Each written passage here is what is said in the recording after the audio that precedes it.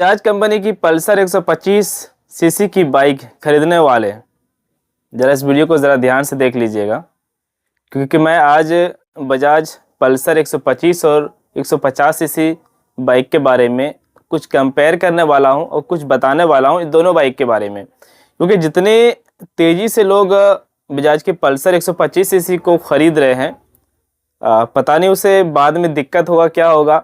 आज हम इसी के ऊपर बात करेंगे। तो जी हाँ, बजाज ने जब पल्सर बाइक को लॉन्च किया था तो इंडिया में काफ़ी ज़्यादा तेज़ी से चला और हर किसी के ज़ुबान पे पल्सर पल्सर। और दूसरा चीज़ कि कोई रास्ते से अगर गुजर जाए ना तो पल्सर कह के पुकारते थे ना, कुछ इस तरीके से। तो पल्सर बाइक का जो नाम है ना काफ़ी ज़्यादा ट्रेंड में रहा, मतलब बजाज कंपनी का। और पल्सर में बहुत ज़्यादा सीरीज निकल गया, पल्सर NS, RS, N और प्लेन मॉडल जो पल्सर आता है वो।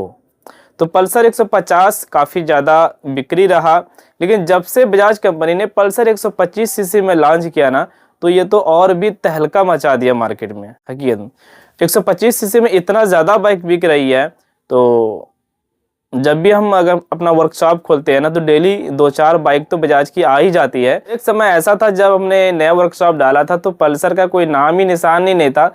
सप्ते में, महीने में एक बाइक आती थी और कुछ ऐसे भी काम था जो कि हम लोग काम करने के लिए डरते भी थे। इंजन खोलने के लिए डरते थे, वायरिंग का काम करने के लिए डरते थे, कार्बोरेटर खोलना लगाना, हर चीज़, हेडलाइट का बल्ब बदलना, सारा कुछ करने के लिए हम लोग डरते थे। लेकिन अब जितनी बाइक आने लगी ना बजाज के पल्सर, अब तो यार काम करते करते आदत बनती जा रही है। जी हाँ, तो बाकी हम जो आज बात करेंगे ना वो थोड़ा अलग होगा। ये तो मैंने सर्विस के बारे में बात कर दिया क्योंकि मैं एक मैकेनिक हूँ, इसीलिए मैंने ये सारी बातें कह दी। तो बताना है मुझे कि बजाज पल्सर 125 बेहतर होता है या फिर बजाज पल्सर 150 बेहतर होता है। जी, प्लेन मॉडल की बात कर रहा हूँ। पल्सर तो बहुत सारे मॉडल है, RS की बात नहीं कर रहा हूँ, पल्सर 125 और 50 की बात कर रहा हूँ। तो मैं अगर क्लियर करना चाहूँ तो मैं सारे चीज़ के बारे में पहले बता दूं कि पल्सर 125 जो है, मतलब बजाज कंपनी ने क्यों आखिर मार्केट में उतारा है। बिल्कुल हम शकल बजाज पल्सर 150 सीसी के मुकाबले में अगर देखा जाए 125 बिल्कुल सेम मॉडल है, डिजाइन सारा कुछ, हेडलाइट से लेकर अगर पीछे देखोगे बैक लाइट तक तो सारा कुछ, हर चीज़, इंजन का डिजाइन और मॉडल सारा कुछ 150 सीसी के तरह ही है, लेकिन 125 का नाम उसको रखा गया। और दोस्तों बता दें कि 125 और 150 सीसी में अगर देखेंगे चला के ना तो धरती आसमान का अंतर मिलेगा आपको, यानी कि ज़मीन और आसमान इतना अंतर पड़ता है जब बाइक को हम चलाते हैं। तो क्यों अंतर पड़ता है? क्योंकि सीसी है और साथ में उसका वेट ज़्यादा है। 150 सीसी ज़्यादा हो गया और उसका वेट, वज़न भी ज़्यादा हो गया, इसलिए चलाने में 125 सीसी के मुकाबले में 150 सीसी काफ़ी बेहतर होता है, काफ़ी कंफर्टेबल महसूस होता है। हमें ऐसा नहीं लगता है कि मैं कोई हल्की फुल्की बाइक चला रहा हूँ, भारी चला रहा हूँ। और काफ़ी हल्के से रेस में भी हम अच्छी ड्राइव करते हैं और मुझे पता भी नहीं चलता, मेरा जो जिस्म है बहुत ही बैलेंसेबल फील होता है। जी हाँ, तो बजाज पल्सर 150 और 25 में इतना अंतर होता है ये। और सीसी कम होने की वजह से आप जो इंजन देख रहे हैं ना कि दोनों का सेम है, उसका जो बॉडी है ना, इंजन का पूरा पार्ट, सब कुछ, बॉडी, बाहर का जो बॉडी है वो बिल्कुल सेम है, लेकिन अंदर का जो पार्ट्स पुर्जा है, क्रैंक हो गया, पिस्टन हो गया, कुछ क्लच का जो असेंबल है, क्लच हाउसिंग, प्लेट, थोड़ा सा रॉकर वगैरह, जो इंजन के जो पार्ट्स पुर्जा है वो छोटा छोटा, यानी कि हल्का सा उसमें कुछ मॉडिफाई किया गया।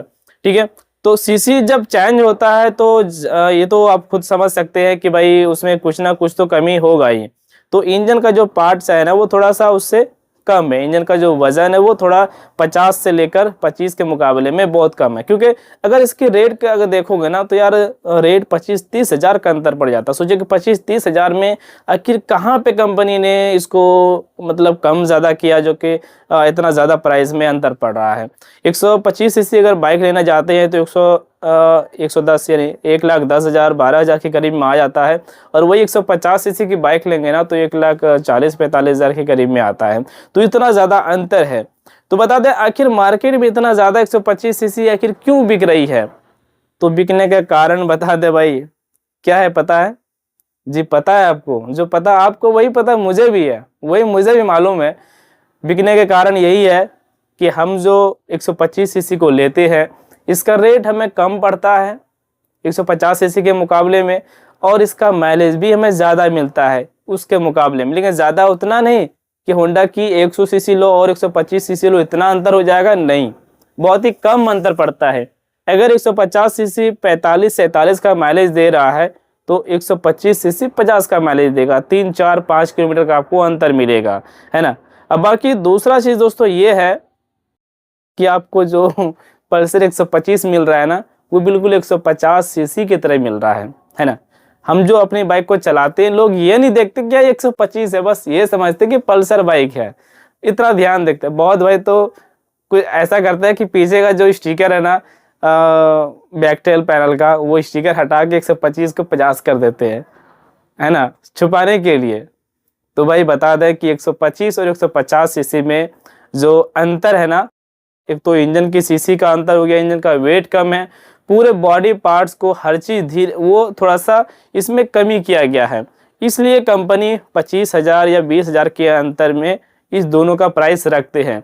तो बाकी जो फ़ायदा इसमें हमें मिल रहा है, हम मतलब जो कस्टमर हम लोगों को फ़ायदा क्या मिल रहा है कि हमें कम बजट रेट में 125 सीसी पल्सर मिल जाता है हमें, यानी कि पल्सर हमें मिल जाता है 125 सीसी नहीं, कम पैसे में हमें पल्सर मिल जा रहा है, और पल्सर जैसे हम फीलिंग महसूस कर लेते हैं। तो इससे कंपनी को जो फ़ायदा हुआ, बहुत ज़्यादा ही फ़ायदा हुआ। 150 सीसी जितना सेल नहीं था इसका, 125 सीसी काफ़ी ज़्यादा ये ट्रेंड में रहा 125 सीसी, और अब भी ले रहे हैं लोग। तो पहले जो 125 सीसी बाइक आई थी शुरू में, तो उसमें कार्बोरेटर, इलेक्ट्रिक कार्बोरेटर था, अब उसमें भी एफआई सिस्टम लगाया गया, जो थ्रोटल बॉडी लगता है 150 सीसी में, वही चीज़ें अब इसमें भी देने लगी। तो पूरा 150 सीसी के तरह ही है। और दूसरा चीज़ दोस्तों ये है कि पहले 2 स्पार्क प्लग आता था इसमें, तो पहले जो इंजन आता था बजाज पल्सर DTSI कह के इंजन आता था, अब DTSI इंजन को हटा दिया, यानी कि ट्विन जो स्पार्क था वो ख़त्म कर दिया, इसीलिए DTSI को भी हटा दिया है।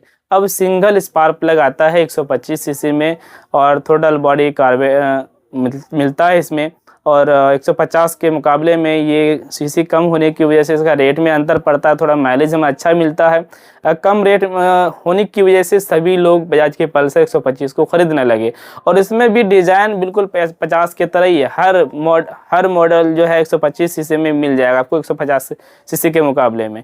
Split seat, twin disc, ABS, twin ABS, ये सारा कुछ इसमें मिल ही जाता है हमें। तो इसमें दिक्कत क्या है भाई, बस दिक्कत यही है ना कि 150 सीसी को जो हम चलाते हैं अपने हिसाब से, हम काफ़ी बैलेंसेबल फील करते हैं, वो हमें इसमें नहीं मिलता है। ऐसा लगता है जैसे कि मैं 125 जो चला रहा हूँ, मुझे ऐसा लगता है जैसे कि मैं डिस्कवर 125 को चला रहा हूँ। ये मैं शिकायत नहीं करूँगा, मैं खुद की एक्सपीरियंस बताता हूँ। 125 सीसी जब मैं बाइक को चलाता हूँ ना, ऐसा लगता है कि मैं बजाज की डिस्कवर चला रहा हूँ। 150 को चलाता हूँ तो लगता है कि नहीं, बजाज पल्सर ही चला रहा हूँ। बाकी लेने वाले की सोच अलग अलग है भाई, तो रेट कम पड़ता है तो लेना ही पड़ेगा, जिसका मन है तो वो लेंगे ही।